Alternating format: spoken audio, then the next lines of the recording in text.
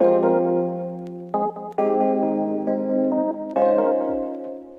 Friends, कैसे हैं आप सब। होप सो आप सब बहुत अच्छे होंगे।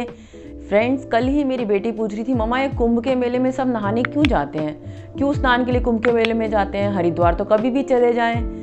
तो फ्रेंड्स, बच्चों को पता ही नहीं है कि कुंभ का मेला क्यों लगता है, उसकी क्या यूटिलाइजेशन है, मतलब क्यों लगता है ऐसे।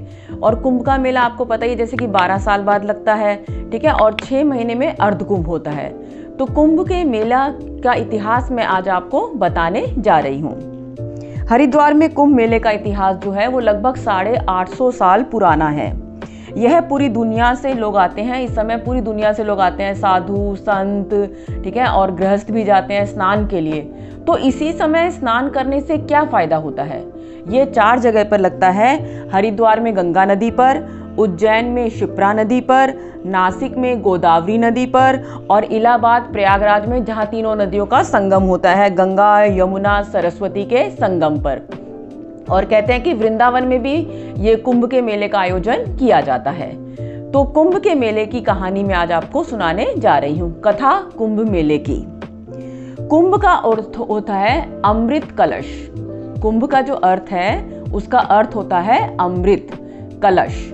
कुंभ मतलब कलश। और कुंभ की शुरुआत समुद्र मंथन के काल से ही हो गई थी। कुंभ मेले की पौराणिक कथा के अनुसार अमृत मंथन जब कर रहे थे राक्षस और देवता आपस में, तो उस समय समुद्र के मंथन तथा उसके द्वारा प्रकट होने वाले जितने भी रत्न थे, मोती थे, हीरे थे, जो भी सामान निकलेगा, ये तय हुआ था कि राक्षस और देवता दोनों आपस में बराबर बराबर बांट लेंगे। और जब वह वस्तु निकली, सबसे मूल्यवान वस्तु अमृत, उसे पाने के लिए देवताओं और राक्षसों के बीच में झगड़ा शुरू हो गया। यानी देवता या असुर जो थे वो आपस में ही संघर्ष करने लगे। अमृत को बचाने के लिए भगवान विष्णु ने वह पात्र अपने वाहन गरुड़ को दे दिया। असुरों ने वह पात्र जब गरुड़ से छीनने का प्रयास किया तो उस पात्र में से अमृत की कुछ बूंदें जो हैं वो छलक कर इलाहाबाद, नासिक, हरिद्वार और उज्जैन में जा गिरी। तभी से प्रत्येक 12 वर्षों में के अंतराल पर इन स्थानों पर कुंभ मेला आयोजित किया जाता है। कहते हैं कि देवताओं और दानवों का युद्ध जो है वो 12 वर्ष तक चला था। उनके 12 वर्ष, ठीक है, तो मतलब हमारे 12 वर्ष हैं, उनके 12 दिन, क्योंकि जो हमारा 1 साल होता है वो उनका 1 दिन के बराबर होता है। इसकी बूंदें जहाँ जहाँ छलकी थी वहाँ वहाँ कुंभ मनाया जाता है। कहते हैं 12 साल बाद उस जगह में से अमृत बरसता है, और जो भी वहाँ स्नान करता है तो उसे रोगों से मुक्ति मिलती है। ये नहीं कि उसे अमृत मिल जाएगा, उसे रोगों से मुक्ति मिलेगी।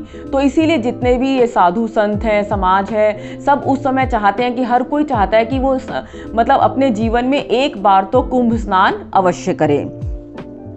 हरिद्वार जो ना जा सके, अब जैसे अभी कोरोना चल रहा है, तो जो भी हरिद्वार नहीं जा सकता, तो उसका कोई रिश्तेदार है, कोई फ्रेंड है, अगर वो जा रहा है तो वहाँ से आप जल मंगा लें और उस जल को अपने स्नान करने वाले जल में डालकर नहा लें, जिससे भी उसका पुण्य प्राप्त हो। वैसे तो वहाँ जाकर स्नान करना बहुत अच्छा माना जाता है, लेकिन अगर नहीं जा पाए तो भी कोई बात नहीं।